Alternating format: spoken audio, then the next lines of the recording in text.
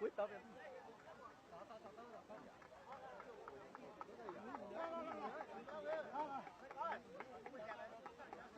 Rồi chạy đi coi. Lùi ra mà thế đi. Lùi xuống đây, lùi xuống đây. Ngay đây. Hả? Ngay ngồi nó lùi xuống đây. Lùi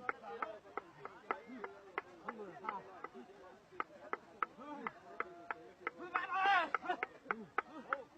Lại. Lại.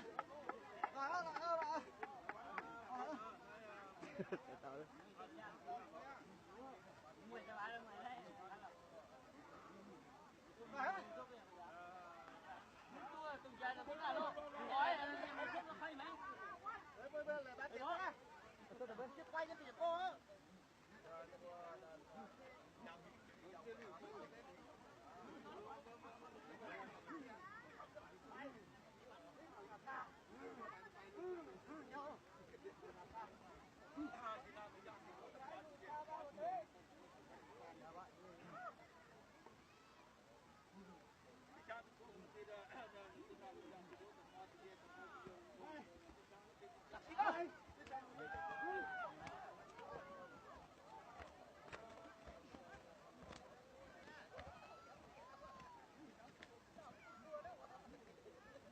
Hiên lại luôn.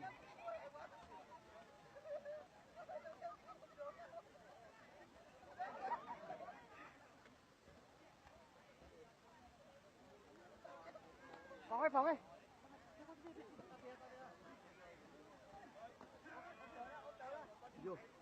Vô để tàu luôn.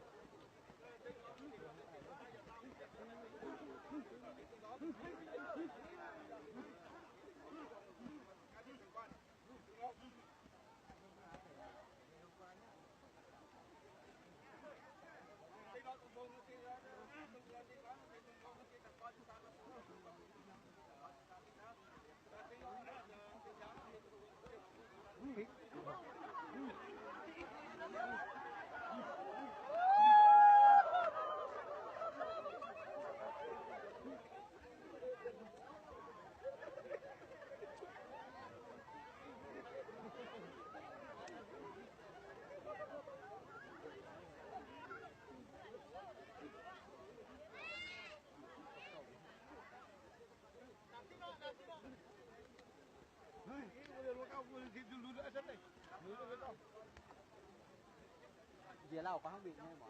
Con nào.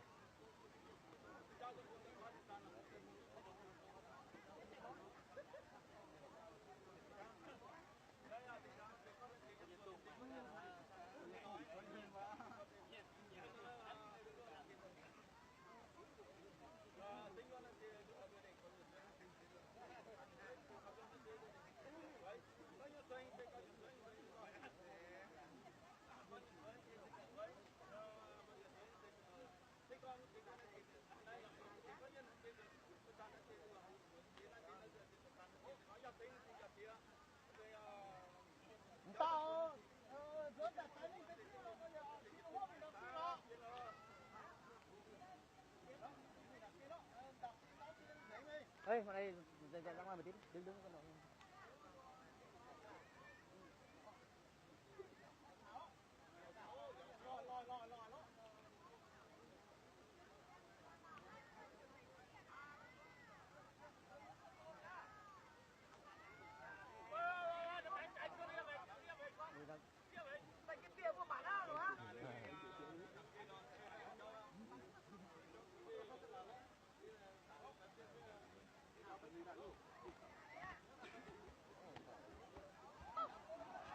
Ui, cái tớ đó mình tóm con.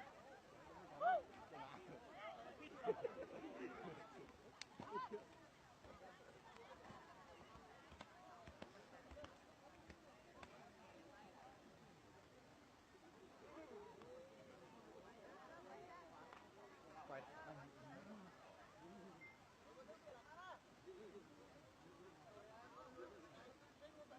Ai. Ai.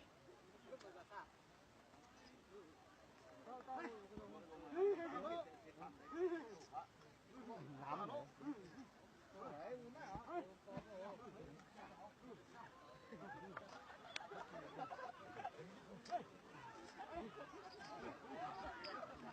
Bảo cho này dẹp ra tí. Hãy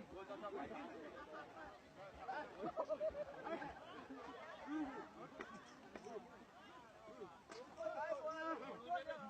Ghiền Mì Gõ để không bỏ lỡ những video hấp dẫn.